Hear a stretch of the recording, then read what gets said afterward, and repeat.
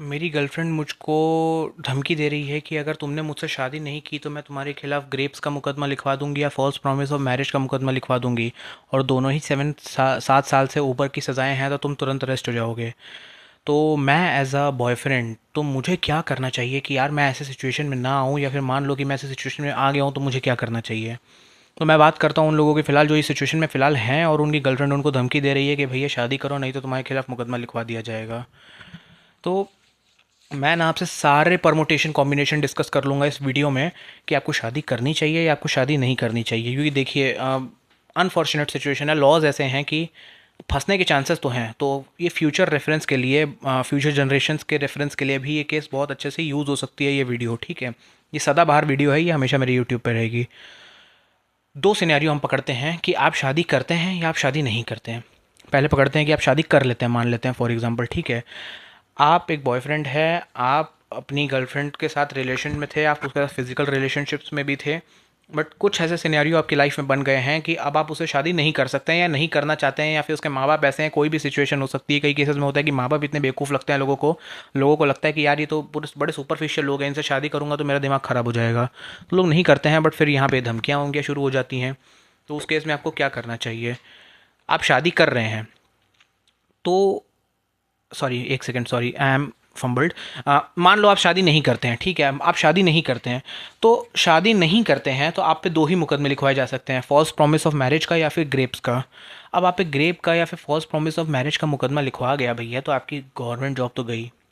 Private में भी अगर जब आपका बैकग्राउंड वेरिफिकेशन होगा तो उसमें ये आपके केसेस लिख के आ जाएंगे, ये भी लिख के आ जाएगा। प्लस फिर ना आपको पासपोर्ट मिलना ना कुछ मिलना, मतलब ना इंडिया में करने कुछ आप लायक रहोगे ना बाहर कुछ करने लायक रहोगे। पहली सिचुएशन तो ये आपकी हो जाएगी, 100% ये लिखवा लो। दूसरा, आप अरेस्ट तो हो गए ही होगे, क्योंकि ये फॉल्स प्रॉमिस ऑफ मैरिज और जो भी ये सिचुएशन है ये 7 साल से ऊपर के ऑफेंसेस हैं, तो पुलिस को आपको 41A का नोटिस देने की ज़रूरत नहीं है। आप डायरेक्ट अरेस्ट हो जाओगे, और डायरेक्ट अरेस्ट होने के बाद आप बोल सकते हो कि भैया क्या कहते हैं, हमें 41A का नोटिस देना अलाउड नहीं है, तो आपको अरेस्ट होना पड़ेगा। फिर अरेस्ट होने के बाद आप बेल लेंगे, बेल लेने के बाद फिर आप वो पूरा अलग ही CRPC आपका चलने लगेगा। तो इससे क्या होगा कि आपको एक मेंटल ट्रॉमा बहुत मिलने के चांसेस होते हैं। बहुत बार मैं लोगों को ऐसा देखता हूँ कि बहुत थेरेपी का काम भी करना पड़ता है कई केसेस में मुझको, कि लोगों के मन में बाकी चीज़ों को दुख नहीं है, लोगों के मन में बस इस चीज़ का दुख है कि यार मैं एक लड़की के साथ रिलेशनशिप में था, हमारी नहीं बनी। फॉर एग्जांपल कोई भी इंस्टेंस है, यार नहीं बनी हमारी, नहीं करना चाहता मैं शादी, कोई भी सिनेरियो XYZ हो सकता है, मैं शादी नहीं करना चाहता, लेकिन इस लड़की ने मुझको फंसा दिया और अब मैं जेल में सड़ रहा हूँ। और अनफॉर्चुनेट सिचुएशन है ये, बट ये है, हमारे देश में सिचुएशन है। तो आप अरेस्ट होंगे, पहली बात तो ये। दूसरी बात तो आपका भैया समाज में तो आपकी पूरी इज्जत मान ली गई। मान लो कि आप खुद ही इमेजिन करो कि अगर किसी कपल के बीच में मैट्रिमोनियल डिस्प्यूट चल रहा है, आप उसको ज़्यादा सीरियसली लेंगे कि आप किसी के खिलाफ अगर सेक्शन 69 का मुकदमा या फिर ये ग्रेप्स का मुकदमा लिख गया, आप उसको ज़्यादा वो लेंगे कि यार ये कैसा आदमी है। ऑब्वियस सी बात है, इन्हीं मुकदमों को आप ज़्यादा, ग्रेप्स और 69 के मुकदमों को आप ज़्यादा सीरियसली लेंगे।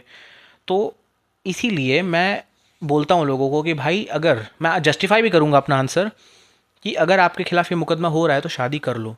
दूसरा सिनेरियो पकड़ते हैं हम यहाँ पे कि आप शादी कर लेते हैं।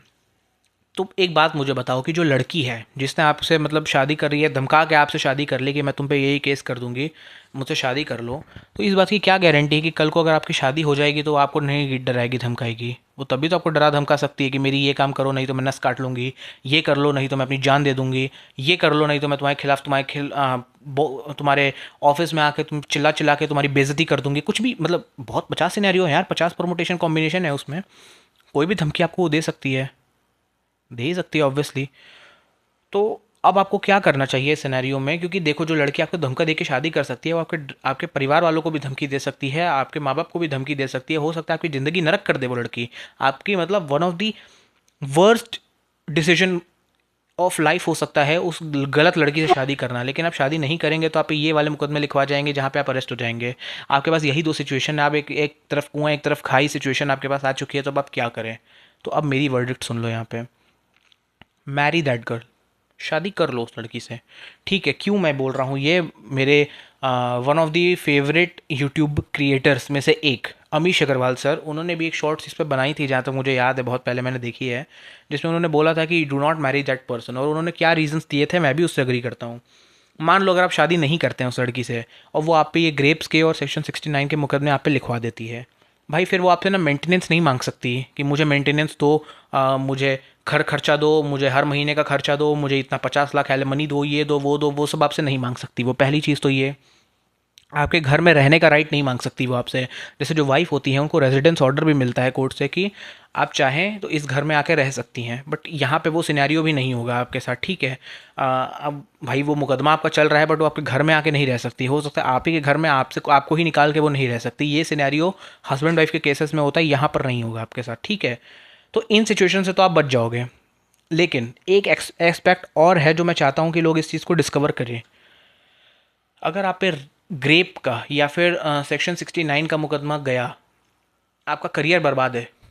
बहुत केसेस में बर्बाद है, मैं बहुत केसेस देखता हूँ ऐसे कि सेडक्शन को हमारे यहाँ पे वो बना दिया गया है, क्राइम बना दिया गया है। उस सिचुएशन में क्या हो गया है कि आपके करियर तो बर्बाद है, बहुत आराम से बर्बाद है। अ, आपको कोई भी जॉब नहीं देगा, कोई प्राइवेट कंपनी आपको जॉब नहीं देगी अगर उनको पता चलेगा आप एक 69 और ये ग्रेप्स के मुकदमे लिखवाए हुए हैं। कोई आपको जॉब नहीं देगा। 376 होता है जहाँ तक मुझे याद है ग्रेप। तो कोई आपको नौकरी नहीं देगा, ना आप इंडिया में कुछ करने लायक रहोगे, ना आपको पासपोर्ट मिलेगा, क्योंकि भैया फ़ॉरेन भी नहीं जा सकते क्योंकि आपका क्रिमिनल केस है, यहाँ पे आपका पेंडिंग चल रहा है। और मान लो अगर आप कन्विक्ट भी हो जाते हो तो भी आपको पासपोर्ट अथॉरिटीज़ पासपोर्ट नहीं देंगी। तो ये चीज़ें तो आपके साथ रहेंगी। ऑन द कॉन्ट्ररी, अगर आपका मैट्रीमोनियल डिस्कॉर्ड चल रहा है, मैट्रीमोनियल डिस्प्यूट चल रहा है, ये केसेस आप लड़ रहे हैं साथ में, तो मैट्रीमोनियल डिस्प्यूट को जो हमारे कोर्ट्स होती हैं बहुत लीनियंटली हैंडल करती हैं। आपको जेल नहीं होती है। अगर मान लो अगर आपकी बीवी ने आपके खिलाफ जाके मैट्रीमोनियल में जो लगा सकती है मैक्सिमम वो लगा भी दिया, ठीक है। तो मैक्स टू मैक्स भी वो जो लगा सकती है वो 7 साल तक के अंडर ही आता है, अनटिल एंड अनलेस वो खुद जहर खा के ना पहुंच जाए हॉस्पिटल, ठीक है। तो मैक्स टू मैक्स भी वो जो लगा सकती है वो 7 साल के अंडर ही आता है। तो आपको 41A का नोटिस देके छोड़ दिया जाएगा यार। आपको उठाया नहीं जाएगा, आपको लेके कोई नहीं जाएगा कहीं। तो that is what I am telling you कि जब मैट्रीमोनियल डिस्कॉर्ड होगा तो आपको पासपोर्ट भी आपका नहीं रोका जाता है बहुत केसेस में। अगर आप एक कोर्ट से एनओसी लेनी होती है वो मिल भी जाती है। कोर्ट इतना लीनियंट होती है मैट्रीमोनियल केसेस में। मैट्रीमोनियल केसेस में हमारा कोर्ट बहुत लीनियंट हो चुका है इतने केसेस देख देख के। तो इसीलिए मैं बोलता हूँ लोगों को कि अगर ऐसी सिचुएशन आपके पास आती है तो कोर्ट किस में आपके पास ज़्यादा लिबरल अप्रोच आप पे किस किस पे रखेगी। ये 69 के मुकदमे पे रखेगी कि मैट्रीमोनियल मुकदमे पे रखेगी। ऑब्वियस ही बात है मैट्रीमोनियल मुकदमे पे रखेगी, आपके खिलाफ आपके लिए ज़्यादा अच्छी सिचुएशन रखी जाएगी। तो इसीलिए आई वुड रिकमेंड कि अगर आपके पास एक ही ऑप्शन है, कुएं में कूदना है खाई में कूदना है, तो आई वुड रिकमेंड कुएं में कूद जाओ, क्योंकि कुआं थोड़ा कम गहरा होता है, वहाँ पे चोट लगने के चांसेस कम होते हैं, ठीक है। तो मैट्रीमोनियल डिस्कॉर्ड में ही आप उससे लड़ाई कर लोगे तो ज़्यादा अच्छी बात है। आप उससे शादी कर लें, शादी करने के बाद बच्चे अच्छे तो ना ही करें ऑब्वियसली। शादी करने के बाद फिर आप उसका अपना डिवोर्स केस आराम से चला सकते हो कोर्ट में, उसमें कोई इशू नहीं है। बट सेक्शन 69 और 76 के मुकदमे पढ़वाने से अच्छा है कि भाई जाके अपना 498 पढ़वा लो। उसमें ज़्यादा बचने के निकलने के चांसेस ज़्यादा हो जाते हैं आपके पास। नहीं तो भाई ये इन केसेस में तो ये एक बार लग गया ना आप पे तो बड़ा दिक्कत हो जाती है लोगों को। ऐसा नहीं है, देखिए करने के लिए तो आदमी कर सकता है, बट सिचुएशन ख़राब हो जाती है आपकी। आप अरेस्ट हो गए, बेल लेनी पड़ेगी, ये वो दुनिया भर के टंटे शंटे, ये सब बहुत ज़्यादा हो जाता है। तो अगर आपके पास एक ऑप्शन हो कि 376 लगवाना है या फिर 376 और 69 लगवाना है या 498A और डोमेस्टिक वायलेंस लगवाना है, तो ऑब्वियस ही बात है 498A और डोमेस्टिक वायलेंस ही चुनेंगे। तो अगर आपके पास कोई ऐसी सिचुएशन आ गई है जहाँ पे आपकी गर्लफ्रेंड आपको धमकी दे रही है, तो by all means you should marry her, you should marry her. शादी कर लो उससे और बाद में फिर अपना मैट्रिमोनियली लड़ लो, उसमें ज़्यादा फ़ायदा है मेरे हिसाब से। आई नो कि मैट्रिमोनियल लड़ने के भी अपने नुकसान है, वो आपसे मेंटेनेंस मांगेगी, ये मांगेगी, वो मांगेगी। बट हो सकता है ना कि आप में अगर आप ये 69 और ये सब के मुकदमे लिखवाओगे तो उसमें भाई आपका तो करियर ही ख़त्म है बहुत केसेस में।